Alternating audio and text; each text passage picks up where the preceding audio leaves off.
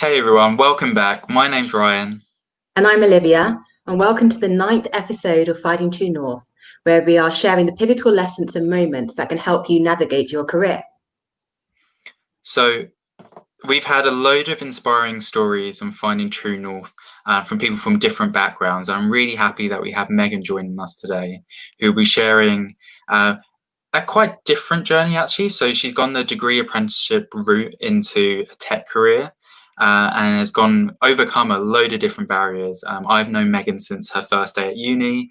I think it was actually lunch. I think that was my task. It was to take the new apprentices out for lunch. So it's been really nice to see Megan's full journey. I'm so happy she's on board. The way it will work is typical format. We've got a bit of a presentation to begin with, and then we'll have Q&A at the end. We do have a poll which you can take part in the middle. There's a couple different ways that you can submit your questions. So as usual, you can write it in the comments box, or you can use slido.com, and we'll cover that a bit later and give you the code. But pretty much over to Megan. Thank you for joining us and away with your story. Thanks, Brian. And hi, I'm Megan. So I work for IBM, currently a project manager for them. And as Ryan said, I came into that through a degree apprenticeship, and we'll come on to all that shortly. So I wanted to start with key values that I use to navigate my career. I think this sort of sets the scene for a lot of the things that I'll talk about. And they're things that I really sort of think are obviously very important. They are my key values. And the first one being exploration. And I think this probably comes through whenever I talk about anything, to be honest. I'm very much a try everything once kind of person. I really, really believe in if you don't know until you try. So definitely through my career, this is a value that I intend to hold on to and that I have held on to. And I take this through to my personal life as well. I'm always the person that's going and trying something new at every available opportunity. So I think that will probably come through. It's an important thing to know about me. Number two, key values I use to navigate my career is connections.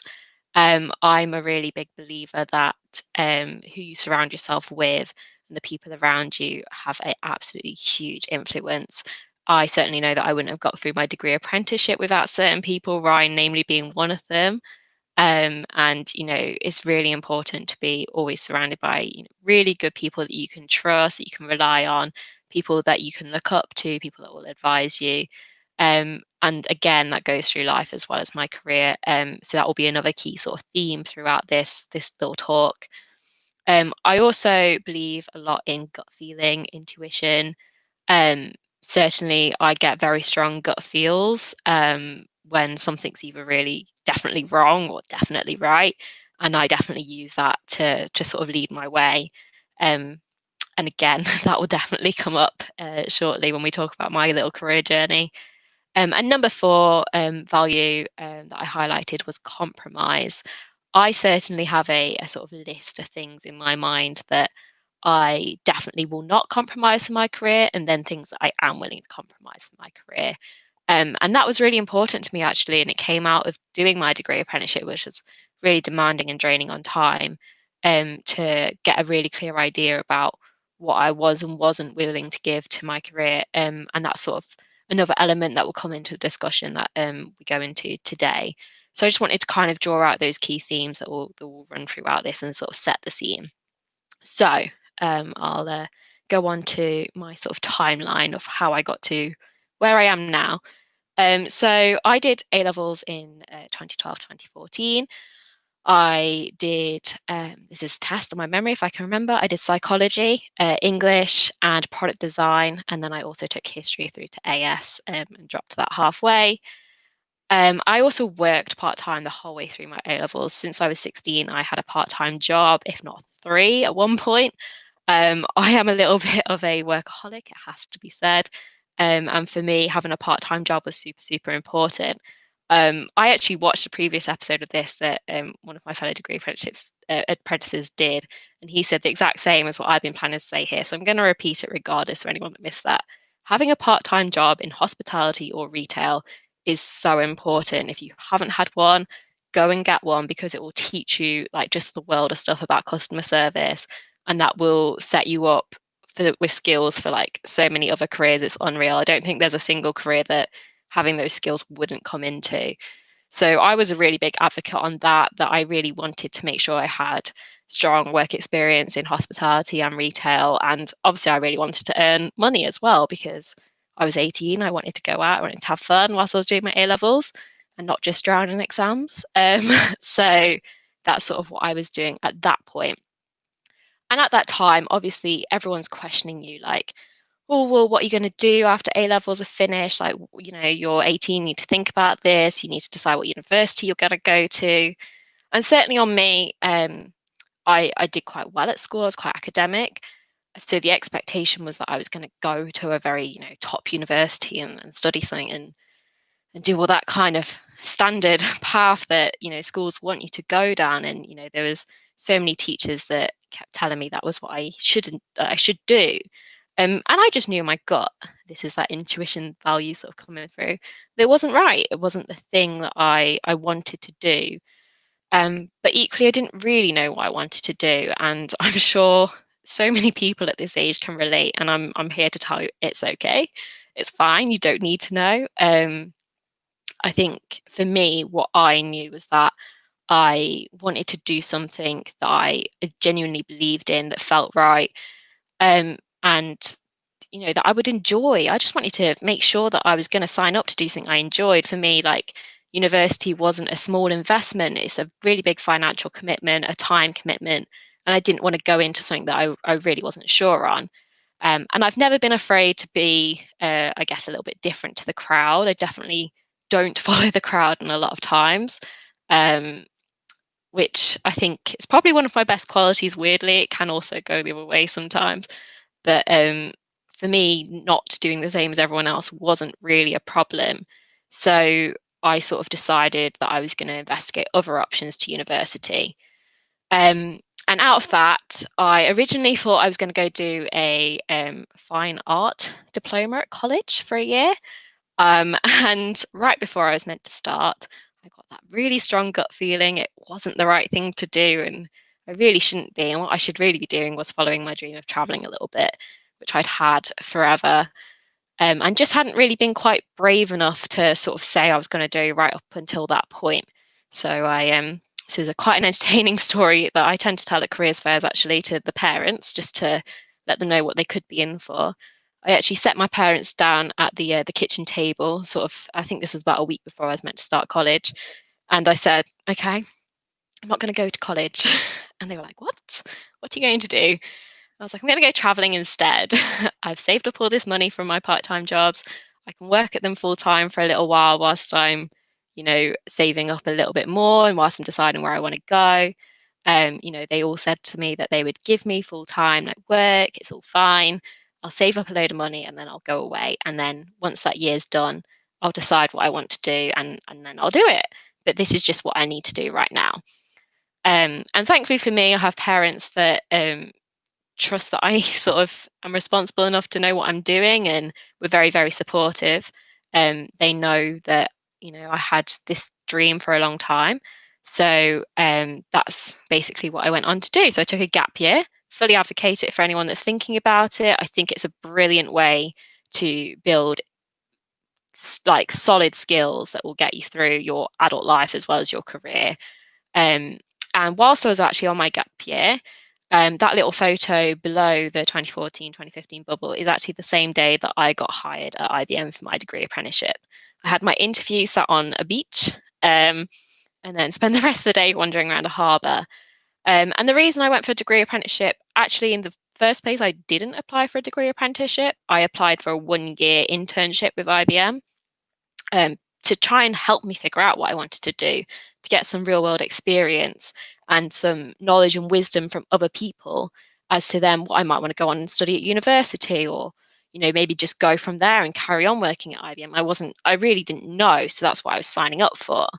And as I went through the process, I got told about this new degree apprenticeship that they were setting up, and there was a pilot scheme. And they thought that I might be interested in doing it. And I said, you know what? Yes, this sounds like a challenge. This sounds brilliant because I can get my work experience and I can keep working at the same time as learning. And that for me, I've already highlighted how much I'm a bit of a workaholic. So that was a good situation for me. So I went for that and thankfully got hired at Queen Mary and IBM. So I started my degree apprenticeship in 2015. I started in a sales support role. I then went into a marketing role and then went into a tech sales role. For me, like I said, I've never been certain on what I wanted to do. So it was important to cycle around a few different roles and figure things out. I sort of found out that sales, maybe I don't quite have the killer instinct enough to get the sign on the dotted line, as it were. Marketing I really enjoyed, and that was a really good experience. But it got to the point that actually I wanted to try and do something more techie in line with my degree. So my degree was computer science and business. So that means coding as well as obviously the more practical side of business, economics and marketing and whatnot else. So I wanted to go and get some more techie side experience. So I went into tech sales and then I landed where I am now, which is as a project manager. For me, I'm not actually that techie. I can learn it and I have learnt it for my degree and for work.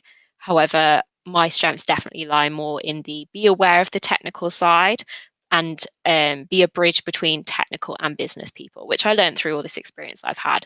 So that's now where I sit in a project management role for a European team. And I sort of am that communication between the business side of what needs to be done, the technical specialists that we've got, and then helping to organize all the operations and other such functions that need to go around that, and obviously making sure projects run to time and whatnot else.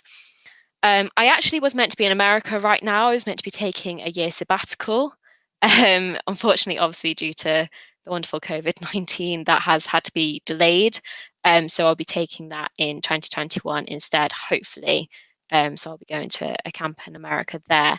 And that was something that I negotiated right at the start of my degree apprenticeship. I knew that I'd probably want to go traveling again at some point. And I sort of highlighted that was something that I really wanted to do, and that was going to come at some point, that I was going to ask some time off to do that.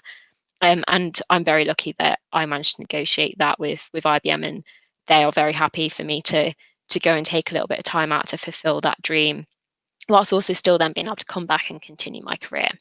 So that's a little bit around setting up where I came from, where I am now, and what the little bit of future holds for me. So I got asked to talk about a pivotal moment. And for me, it was actually really, really clear what my pivotal moment should be in my career so far. And that for me was graduation day. You can see me there with my degree apprentice pals that I love and miss very much. Graduation day for me was absolutely a standout moment of my whole career so far, mostly because of how hard it was to get there and all the small pivotal moments that happened in the lead up to that. Choosing your career is definitely not easy. Going through a degree apprenticeship is not easy. Figuring out like everything else around that is not easy. And definitely choosing a degree apprenticeship in a technical specialism, so computer science, when I had absolutely no computer science background, was not easy. So for me, graduation day was an absolute reinforcement of the fact that if I put my mind to something, I could do it. And I think that's a really, really important thing that came out of my degree apprenticeship for me. I definitely was always the person that was doubting my ability to do it, doubted the fact that I could learn this really technical stuff, which frankly just confused me. I'd be sat in lectures and everyone else would be nodding along like, oh yes, that makes sense, that makes sense. And I would just be there like bamboozled, like I have no idea what's going on. But through, having great mentors, like Ryan's one of them, great colleagues on this degree apprenticeship with me, asking for help, support from my company, all these other things, I actually made it to graduation and made it there with an absolutely ace like result. I got a first. So I was absolutely obviously chuffed. And I also had managed to keep my job going. I'd managed to negotiate like a next role, coming up role. I knew that I was going to get my sabbatical. So for me, this was a huge pivotal moment. And, it so easily could have gone differently. I could have given up when all those times that I was just sat there completely lost, no idea how to get through this degree and to complete this module or this exam or this piece of coursework. Or, I might not have had the ability to ask for help when I needed it. I might not have done that, and things definitely could have gone differently. So for me, a huge pivotal moment was definitely graduation day. And for me, it's something that I hold on to now when I'm feeling a little bit like, oh, I don't know what I'm doing. I'm not quite sure if I can do this. I sort of think to myself, no, you've been here before. You got through that. You can get through anything. Like you can, it's a real sort of reinforcement of the fact that I need to have a bit more confidence in myself. And that is pivotal for my career. Like it definitely changed my whole perspective and a lot of different things to sort of think about going forwards. So yeah, that's what I picked for my pivotal moment, and I kind of hope it's I try and use it as a little bit of like an inspirational story. If I do go to careers fairs, I try and sort of say, look, like if I made it through, I'm not, special. I don't like, no, I didn't know anything going into that degree apprenticeship. And, I sort of just stuck my mind to it. I had the right people around me. I kept at it and I made it through. I kind of use that as I don't see why anyone else can't sort of go and achieve what it is they want to go and set their mind to. So yeah, hopefully that's a nice little story. I'll move on now to a poll. I'm going to hand over to Ryan for this little bit. You're there, yes, perfect. So to take part in the poll, you can go to slido.com and use the code FTN.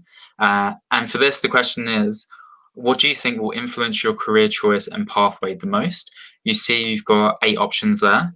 I was nice. Instead of just picking one, I allow you to pick a maximum of 3 because I was thinking about this question. I'm like, I feel like there's a mixture of things.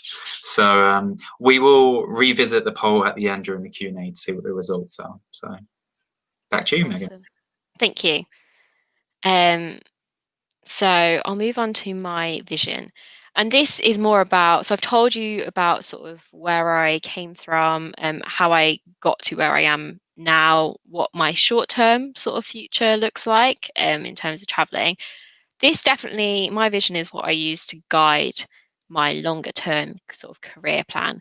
And although I'm definitely not someone who has everything planned out, I don't know what I'm going to do in 5 to 10 years.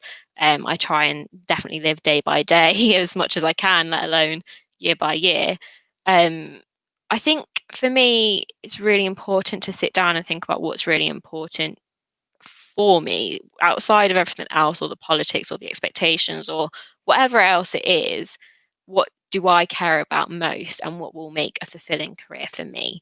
And for me, I want to impact positive change on people, animals, and the environment. I am a massive, massive animal lover. I'm definitely a little bit of an eco warrior, and I'm that person that absolutely just can't stand it if I've made someone else upset or hurt them in some way. And I love seeing the look on someone else's face if I can help them. And that kind of made my vision very, very easy to write down. And I also believe in, you can achieve this in a big or a small way. At the moment, no, the work that I do does not do this in a big way. I work, on IT projects. It's very difficult to help animals through doing an IT project. But what I can do each day is check in with my teammates. I can be a good mentor to our interns on our team. I can make sure that they are getting what they want out of their career. I can make sure that they're learning what they need to learn. I can, even just set up a tea break for someone, particularly in COVID times when everyone's working from home. You can't see the look on their face to know if they're all right or if they're absolutely mad stressed. I can just set up a little tea break, a little check-in and say, are you actually okay? And I think through that and being clear that that's my priority, doing things like this and making sure that, I go to careers fairs and make it clear to kids and their parents and, whoever else, it might be uni students or whatever, that there is other options out there other than just this go to uni and do the standard sort of route and what you're expected. Even that for me is fulfilling, because I feel like I'm helping people to be able to be confident to go the route that they actually want to go for rather than just following the expected path. So it's about, compromise. I might not be doing this vision in a huge way currently. I'm going to try and get there, obviously, but also, trying to every little counts. And that's definitely what I'm using to guide my career path going forwards. I don't know what it will be that I end up doing, but I know some way this is what I'll be trying to fulfill. So recommendations on how to succeed at work without compromising personal goals. So I just spoke a little bit there about compromise, and a little compromise is absolutely crucial. There's no two ways about it. You're going to have to compromise something for any job. But for me, it's really important that you set out what it is that's important to you, your priorities, and you understand why they are your priorities, because then you can articulate this better to someone else and get their support for it. So I could articulate why having a year out to go traveling was so important to me, to IBM, my employer, and they then support me doing that because I can explain it, I can get them enticed with the idea and as passionate about it almost as I am, because I can articulate that and I can highlight sort of the advantages, the good things that will come out of it, the things I can bring back to my career and all these things. So I think set out your why is so crucial.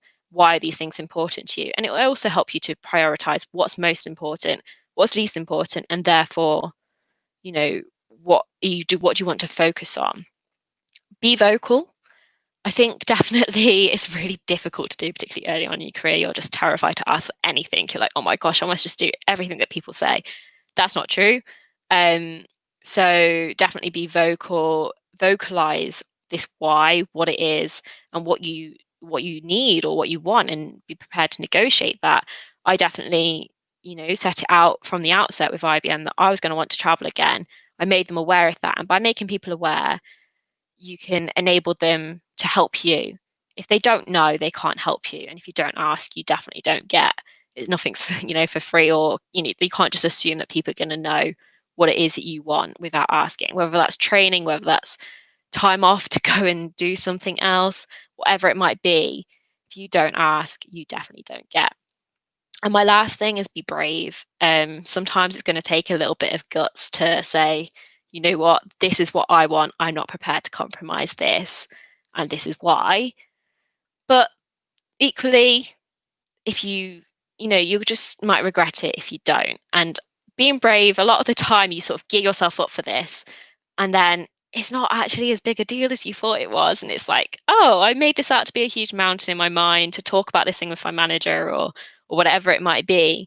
And then actually once you've done it, you're like, oh, it was fine, it was easy, it was all good. Like now they're on board, now they know whatever it is, and that's cool. And I think that's really, really important. And to be honest, the biggest compliment I've ever received was being called brave, because I was like, oh, that's ace. I'm seen as someone that will go outside the box and do my own thing and be brave about it. And I personally, I think that's probably the highest compliment that I've ever had. And I think it's really important. You've got to be brave and not sacrifice your own life or your own goals. But at the same time, you need to be able to explain this why and vocalize to people why they should be supportive of this. So those three together is how I sort of go about my life in terms of making sure that I still get to do everything I want to do travel wise and whatnot else, but I still have a career and have people behind me, and I'm not going against work in that way. I've got an employer who will support that. So I'm going to round up now with 3 takeaways that hopefully this little chat kind of, I don't know, gave you. Hopefully, I ramble a lot. I tend to go off course, so let's see. Number 1, it's your career path in your life. It's nobody else's. This is just such a huge takeaway. Do what you want to do, obviously within reason. Like, don't go doing something crazy or whatever else. But it is your life. It's it's not your school teachers or your careers coach's life, and it's your priorities that matter, not theirs. So if you want to go and do something different to everyone else, go and do it. Like, you're the only person that's going to regret it or struggle if that's not what you go and do at the end of the day. Number 2, stick at it. Persistence and determination pay off so much. Eventually, you will get there. Speaking from experience here. And number 3, a good support network is essential. I probably didn't cover this as much as I thought I might, but for me, this can be summarized so easily. every single difficult situation I've been in, every single time that I've struggled, it has been the people around me and the network that I surround myself with, whether that was my other degree apprentices, whether that was Ryan, my mentor, my mentors at university, my mentors in, my personal life, or my friends. Every single time I've been stuck, it's been other people and speaking to them and getting their help and their support that has got me out of that situation and pushed me forward. So I can't emphasize that enough. Surround yourself with good people that you trust and you can rely on, and you'll be fine. So hopefully that sort of rounds up a few little sort of tips, a little bit of a summary of where I've been, where I'm going, gives you an idea of another route that you could maybe take for your career. And I'll close there, I think, for a Q&A. Thank you so much, Megan, for going through that. As you said, we're going to jump into Q&A. So you can ask questions in two ways, either through comments or by using slido.com. To kick off, this is coming because I always, as you were saying, you share your story when you go to career fairs, etc. I share your story all the time, and I call it the bench story. We didn't call it out specifically here, so I'd love to start with that because I have a few questions. Yes. Do you want to share? Do you want to start off the bench story? I'll hear your version of the bench story. Okay, so my version of the bench story is so background. Megan started her degree apprenticeship. I met her on the first day during the lunch bit.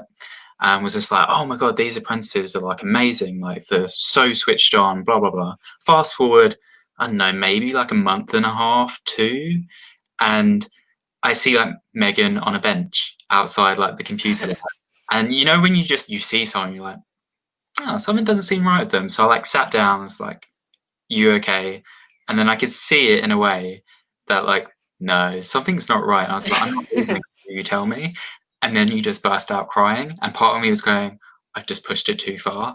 But I'm so glad I stayed there because I was just like, oh my God, what's happening? And you said these words to me, which I still remember, where it was, I don't think I'm going to make it past Christmas. And I remember going, I saw so much potential in you, stick with me, stick with, everything here. Let's get things sorted. And to be fair, I think a lot of people deal with loads of different things happening, but in your case, you had everything happen at once. Yeah. You were studying a new technical area. As you said, you come from more of an English history product background. This was learning coding. You had a job. You had just moved away from your family. You had family things as well. You had roommate issues. You had so many things all at once. Yeah. I had roommates throwing raves in my flat until 4 a.m. in the morning. So it was, I had everything kept me at once. My dad was ill. I was paying a lot of rent to live in that place as well in London. I'd just moved to the big city from the countryside. I didn't know anyone there. It was an awful lot. And I did say, I didn't think I was going to make it till Christmas. And I remember that day going, okay, let's try and get you back on track. So I remember walking you to, it was the student housing place. Yeah. Just was let's try and sort out your living. First of all, and then I was like, do you want me to stay? And he was like, no, I'm fine. So you carried on there. And while you did that, I went to our student support and I was like, okay, Megan needs help. We have a peer assisted study support scheme. How do we help you with the uni side? And then I got in touch with someone from IBM who I knew, and I was like, she would be an amazing mentor, or at least someone to meet for a coffee, called Sarah. I believe you at least met up with her once to talk through it. So I don't know if you want to add anything else before I jump on from first year onto the subsequent years. No, I think that pretty much sums it up. It was not looking great, it has to be said. And then every year since, I remember touching base with you at the end of first year. I'm like, did you pass? And you was like, yes, you passed. And also, I think you got a first in your first year as well. Yeah, I did. and then it was second year, we caught up again. And it was yeah, I'm really not too sure, blah, blah, blah. But I'm sticking at it. And then third year, and then for your program, it was 4 years. And I remember this moment because you had your final project and we were talking on the phone and you were just like, I don't think I can do it. I don't think I'll pass all of this, blah, blah, blah. And then I remember talking to you because we had, in a way, similar projects, and the fact that you did a Yeah. company and I did mine with a company. So I was like, just remember that you're different to all the other students because it's easy to compare yourself. Mm. And you're like, well, they're all doing this, blah, blah, blah. And I remember then when the results came out, and you're like, you kidding me? You got a first, and equally, I'm pretty sure you got a special like I prize. got a special award. Yeah, I actually did the best out of my like little cohort. So they And, gave me a special prize for it, which I was absolutely, needless to say, totally shocked by. and all of that, like I remember, like what's funny about that story is every year you had that self doubt and not necessarily that confidence to believe in yourself, yet you did incredibly well. So now, my long winded way of asking a question, that whole story in a way is all about resiliency and how you stuck at it because a lot of people Mm, would have dropped after, wouldn't have made it past Christmas. So I guess mm. where does that resiliency come from, and what kept you going? So I think I've always been a very stubborn person, which can be both a good and bad thing. And definitely stubbornness is one of the things. Once I've decided I'm going to do something, I'm going to see it through to the end. I will, if it kills me, which it nearly did, um, I'll get there. And I think that's just a personality trait that I have, definitely stubbornness, um, which does, is helpful in the right way. Um, and I think, the sort of things that I've raised, certainly I cannot shout out my fellow degree apprentices enough for getting me through my degree. They would make me laugh when I felt like I was just going to absolutely cry the whole time. They were absolutely ace and they were so helpful, because they understood that I really wanted to try and I really wanted to learn this thing, but my brain just fundamentally doesn't work in the same way. I am set up in a much more humanities sort of brain way. Like I think about feelings and I love English and language and computer like coding and numbers and statistics just wasn't the way that my brain worked. And they, in a lot of instances, like would describe stuff in different ways for me or find analogies that would work for me and help me learn in my way in a way that suited me rather than what was going on at university. So they definitely are a huge part of it, as well as, support network, you, Ryan, our lovely coffee catch-ups, which always somehow I managed to come out of feeling like I could actually do it again. Um, you know, go into, I think definitely as well, balancing, I've always been quite strict with myself that I will always make time for me. I would go to the gym and just absolutely like sweat it out, as it were. I would just go and clear my head, have that mental space, and at least give myself some light relief from the super long hours of coursework and exams and whatnot. And I was just really adamant that I was going to get through it. If it meant going to 100 different people to ask them to help me with it, or it meant sitting waiting in tutors' sort of office hours for 3 hours to get seen to deal with like one lecture that I just couldn't get my head around. You know, I just was adamant I was going to make it work, and I'm not really sure I can explain where that comes from. It's just something that I've always been like. And definitely having good people around you and good reasons and motivations obviously helps. But I think maybe that's not something that you can generate if you don't have it necessarily. So I guess that's how I got through. But yeah, it's definitely not been an easy journey, it has to be said. And I think anyone considering a degree apprenticeship needs to be aware that it's a lot of hard work and it's, a lot of long hours, and you have to have a really good reason for doing so. Hopefully that sort of answers that. It does. I realise I spoke an awful lot there, so I'm going to give Olivia the floor to ask some questions now. Thanks. No, I just wanted to say, Megan, it seems like your journey so far has been, I guess, very exemplary of, especially you knowing your own emotions and Mm, allowing that to guide you. Because of yeah. course you said about intuition, but I think in order for you to listen to that intuition is something very different. And by you knowing how you're feeling, how to articulate it, how to act upon it, it's a really good skill to have, and it's very evident in your journey so far. In touching upon your degree apprenticeship, I thought it was very interesting that you decided to do a degree apprenticeship during your gap year? Because of course you said that you were using the gap year to, I guess, do something you've always wanted to do, to see the world. And you would think that maybe towards the end of your gap year, you would think, oh, let me decide what I want to do next. But you had your interview whilst you were sitting on the beach, which I find so interesting.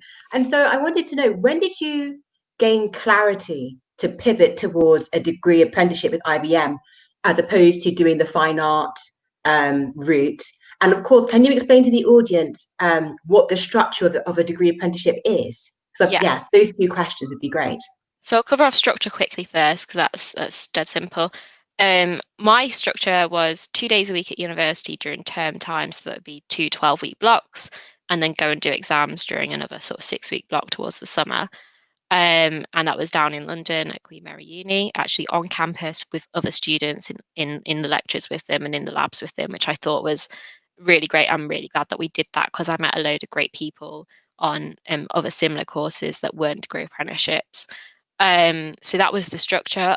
Other degree apprentices now don't have the same structure. It might be remote learning, it might be open university, it might be block sets of studying.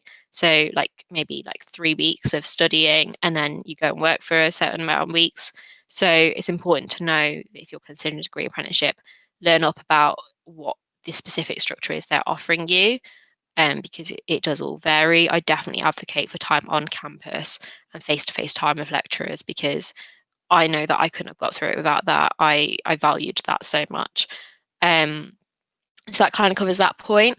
For me, sort of going towards the degree apprenticeship route, first of all, I got pointed at IBM through my dad. Actually, my dad worked for the NHS, and he worked with a lot of IBMers on process change and whatnot. And he'd always sort of said to me, I think you'd be good at that kind of thing. And I was like, you know what? Dad knows me better than anyone else. I'll go check it out. So I applied for that 1 year sort of work experience internship with IBM. I liked a bit about the company once I'd researched it. I thought, let's give this a go. I applied for that actually before I'd left to go traveling. And then it was through traveling that I had the interviews. And it was the lady that set up the degree apprenticeship that sort of got my CV or whatever put in front of her and called me up to be like, would you think about this? And I think it was just a bit of a leap of faith, really, to be honest. I was like, I don't think I'll ever go to university just as uni. I just knew it wasn't the right route for me. And I'm probably a bit too practical to do something like art or design. I really like applying stuff like there and then, and I like it to be tangible. And it's really difficult to explain, but I just knew that I needed something that I could be more applied to and realistic about. And this sort of offered me those, and it offered me a chance to learn new skills. I knew full well that digital skills are super important. They definitely give you an edge in the marketplace at the moment, and it was a smart decision. And at the end of the day, also, I kind of have this opinion that, you know what, if it doesn't go well and it isn't what you want to do, it's not the end of the world. People can have 5 major career changes in their lifetime, and that's kind of average. So actually, if this gives me some solid experience in a global company that, I'll get a degree out of, I'll get a ton of amazing experience, I'll meet a load of really intelligent people, what's the worst that can happen? Do you know? So I just knew that more good was going to come out of it than bad. And it was an opportunity of a lifetime for someone to say, I'm not only going to pay for your degree, I'm going to pay for you to go and sit there and do it. I'm going to give you all this work experience at the same time. You can try a bunch of different jobs. You can go to a bunch of different locations. For me, what do you say no to about that? So, and I think traveling gave me that sort of clarity that you just needed to go and try. You didn't know until you turned up whether it was going to be a nice place or not, but you had to go there to figure that out. So I guess that's kind of how it's a bit philosophical and whatever, but I think that's how I kind of got here. And, I'm really glad I did. I have great experience. I've met amazing people. I've got a degree under my belt that I never thought I would have. And I'm debt free, which is amazing. I have the ability to go traveling to a bunch of different places again. So, it's just sort of taking opportunities when you get them and being brave enough to go for it, even if you're not 100% sure that it's going to be for life or it's going to be the exact thing. At some point you have to settle and say, no, I'm going to go for this. This is the path I'm going to go down. I think that's really good. Right, you continue. I was just going to say, it actually reminds me of a quote I heard where, like, most people don't regret the things that they did, they regret the things that they didn't do. Exactly. And yeah, a question. You mentioned the biggest compliment or best compliment you got was when someone called you brave. Who was that? Is there a story behind it? What? I've actually had it from a couple of different people. I was trying to, when I was looking for my last role, so this role that I'm in currently, I was trying to sort of gather my skills. Obviously, my degree apprenticeship was extremely technical, and I knew that I didn't want to go and be the techie. I wanted to be something around that world and talk to those people, but not the techie myself. And I was kind of going around to people and being like, all right, honestly, how would you describe me in 3 words? And I think it wasn't, it was several people, I think maybe actually the majority of people that used words that were either brave or similar.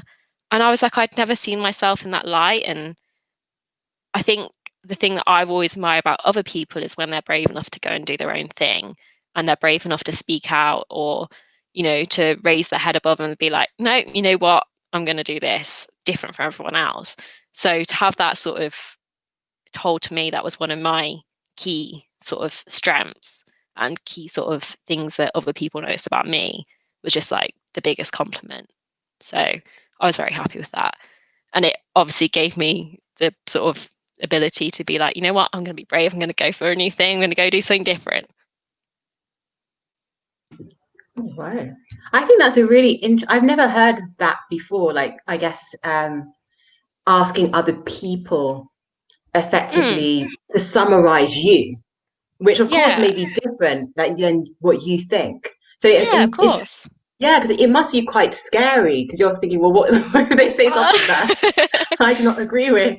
But I think it relates back into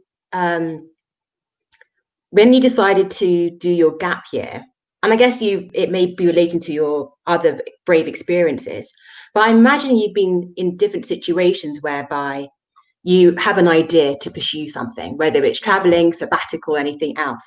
And it's something that you strongly believe in, but there may be other people around you who have different ideas.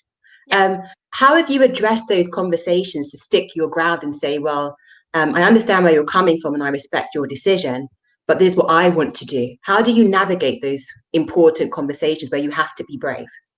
It's definitely difficult. You definitely sort of get the butterflies in your stomach when you're gearing up for that. But I think sort of one of the points I actually made about, not compromising is have a really clear why.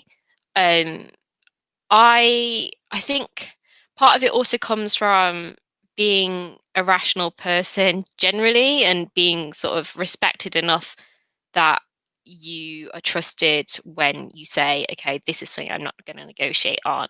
It's about give and take. And definitely in life, I think, you know what, I'm going to give this one because there's going to be something else that's going to be a bigger sticking point for me. And that's when I'm going to want to make my point. So it is definitely a case of sort of pick your battles or pick your moments. There's some things that you just go along with it, just do it because it's easy life. And I definitely wait until I've got that real gut feel for when I'm going to sort of put my foot down and say, this is what I'm doing. This is how I'm going that way. So definitely don't be that person all the time that's like making a point. That helps a lot. And then I think, yeah, being definitely having a little bit of a good relationship with whoever it is in the first place is very helpful if you can. Obviously, you can't always have that. And then being able to sort of say why this is important to you and why you need to do it this way, because if you can articulate that generally and show how important it is to you, people will be convinced. I think if it's a strong enough point, they'll definitely be convinced. And if you don't have a strong enough point, then you need to kind of go away and think about that a little bit more. um, and I always kind of try and look at stuff from the other person's perspective as well before I go into the conversation. I always think, okay, if I was if I was them and they were coming to me to say this, how would I feel? What would I think? What would be important to me to be aware of? So I always try and anticipate some of their questions and I try and come up with a solution beforehand so that I can go and I can be like, okay, I hear you. I thought you might say that. And actually, this is something I'm proposing as a solution to this. Very easy example. My parents, obviously, when I went to tell them I wasn't going to do a college course and I was going to go off traveling, how are you going to pay for it? Okay, I've got an answer for you. I've already got an offer for a full-time job. It's all fine. Where are you going to go? How are you going to stay safe? How are you going to contact us? All these sort of things that I knew that instantly would go through their minds and be their issue with what I was trying to do. I sort of anticipated, thought about it, and kind of came up with something that I could say to at least sort of settle it before I was like, I don't care about what you think or whatever, I'm going to do it. It's, consider that as well. And I think it's the same in any sort of conversation, whether it's your parents or your boss or your friends. You just got to think, what are they going to think about this? How are they going to take it? How's it going to impact them? And what do I need to maybe consider or compromise on to make this possible?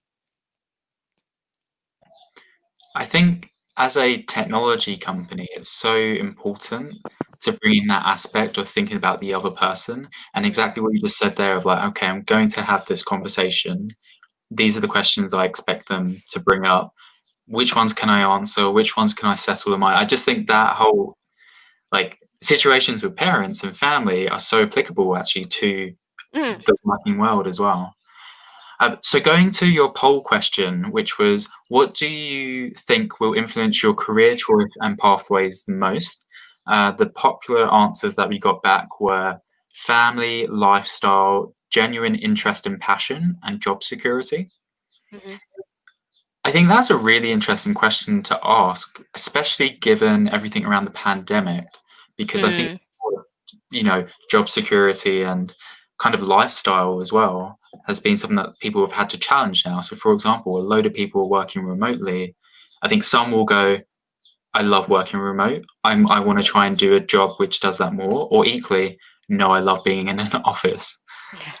What's your thoughts on them results? Are you surprised?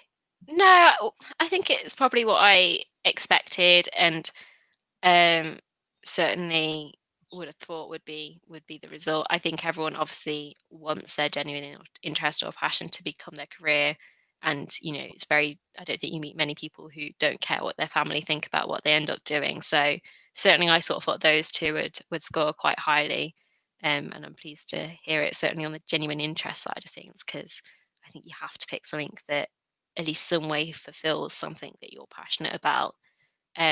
So yeah, I think that's good. And I think what you say, this COVID situation definitely puts a whole new importance on job security. I know so many people that haven't had that through the situation and it's absolutely sucked for them. It's horrible. It's a really horrible thing to watch people go through.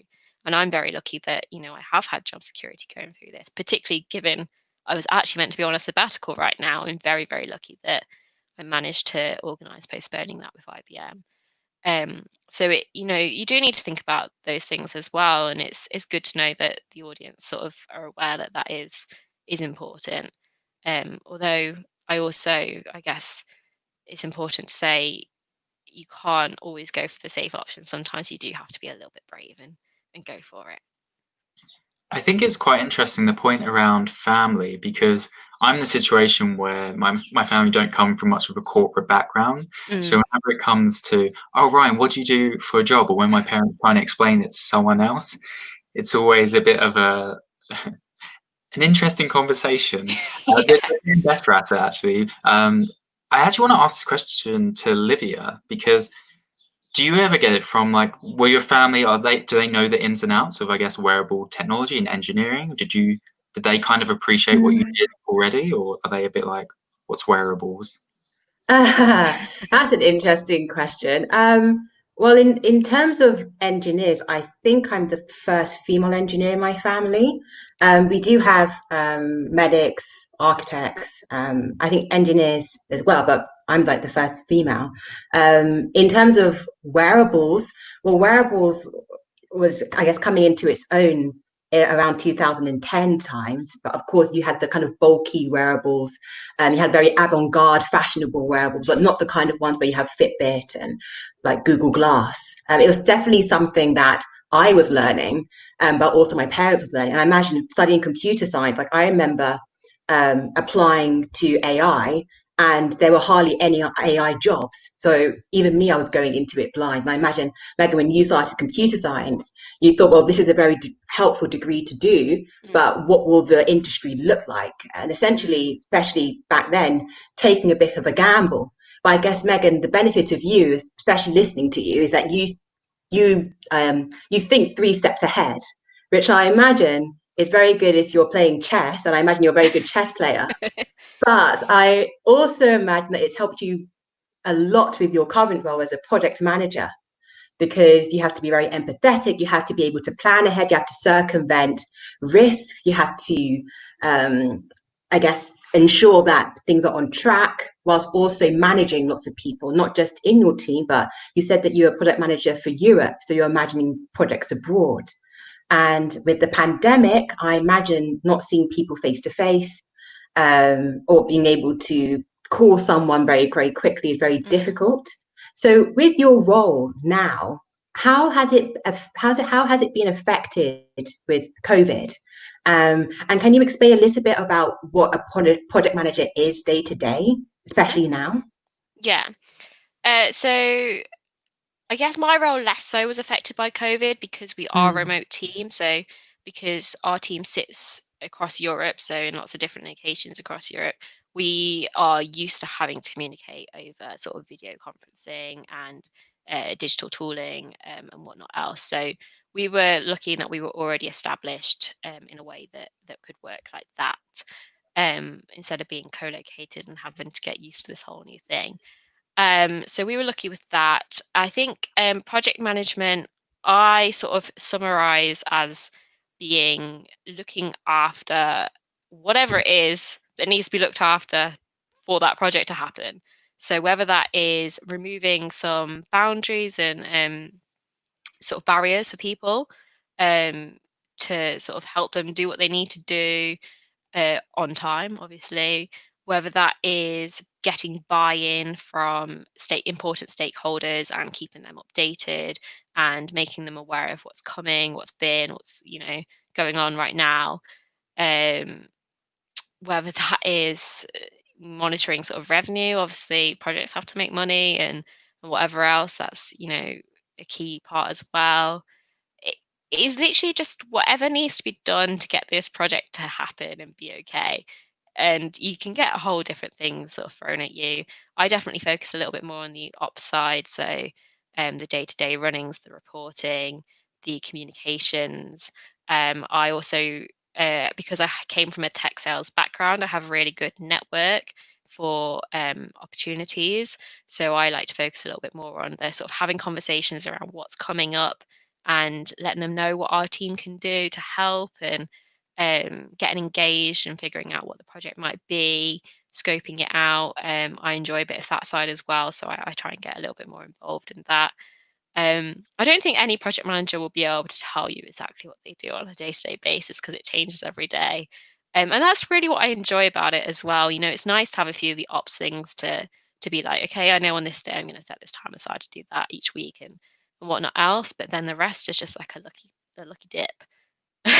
I love that. A little bit of salsa, a little Yeah, bit of just chuck whatever metaphorical you want in guacamole, today. sprinkle it all in with a bit of bit chilly. No, Yeah. I think it's great. And then, of course, linking on to that with your sabbatical, do Mhm. you feel that because of, I guess, the fact that you like lots of things happening all at once, you thrive on, I guess, different cultures, different environments, different ways to challenge yourself. Mm. Do you find that in your sabbatical is most likely that you'll be in one place for a while and then you will change to something else, maybe something that fits in your vision with eco warriors and in like the environment?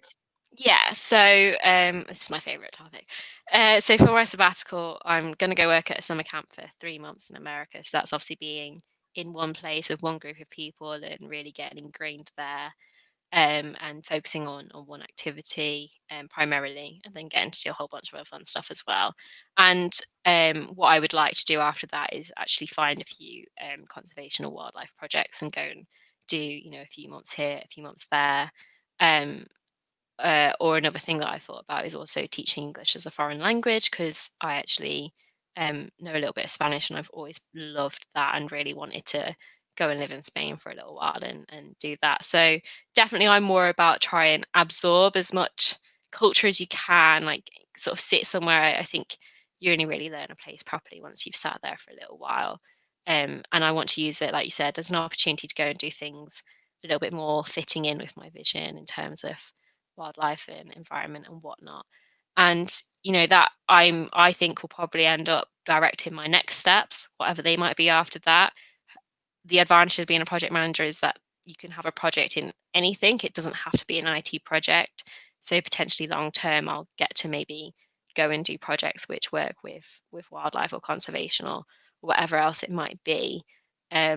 So certainly, yeah, I like to go and see the sites. Don't get me wrong. I like to do the sort of blitz round and make sure you sort of test everywhere and then pick somewhere to settle from that.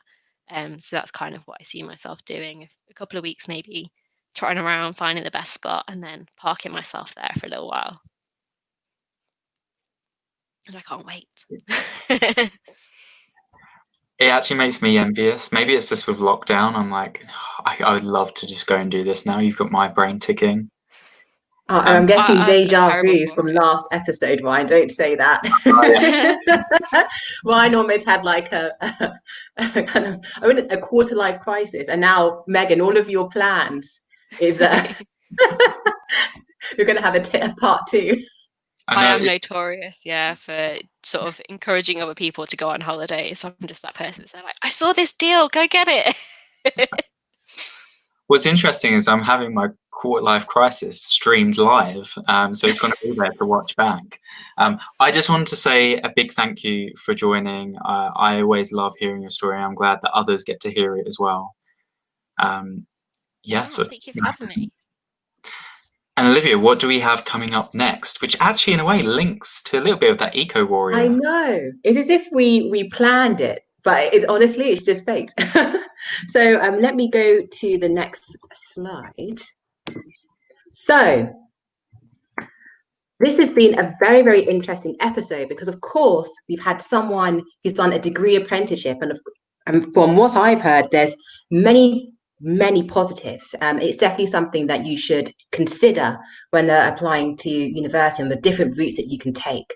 If you enjoyed Megan's episode, then we're actually going to be summarizing Megan's episode in a PDF called an episode highlight document. It's going to have Megan's slides. It's going to have additional questions as well that you can keep and you can refer back to whenever you're going to make a big life decision, whether it's in life, career, or education. So that PDF is going to be released on Friday, the 3rd of July on the Tech Allies Network website, specifically on the Finding True North webpage that you can see on your screen here, and you can find in the YouTube video description. Next Wednesday at 5 o'clock, we're going to have Sophie. So Sophie and I met at university. She studied environmental science, and she now works as an innovation manager for a humanitarian fund. So she helps projects all around the world set up humanitarian relief, humanitarian projects, and she's done a little bit of traveling as well. So I think it is a great transition for Megan's really, really great episode. And Megan, thank you so much for being on here. Not only was it entertaining and it was educational, but it was very inspiring because I guess we hear lots of stories about gap years and sabbaticals, and I think what's different about yours is that you always had a strong why pulling you forward throughout that whole journey. And it's just so amazing to see how you push through from the resilience throughout university, studying something which, of course, maybe at first glance, it wasn't something you saw yourself doing. But from the other side, it sounds like you've really grown into someone you should be really proud of. So thank you very much for coming on. No, thank you. You're welcome. Really happy to do it. Great. Cool. Thank you so much. See you all at the next episode. Bye. Bye.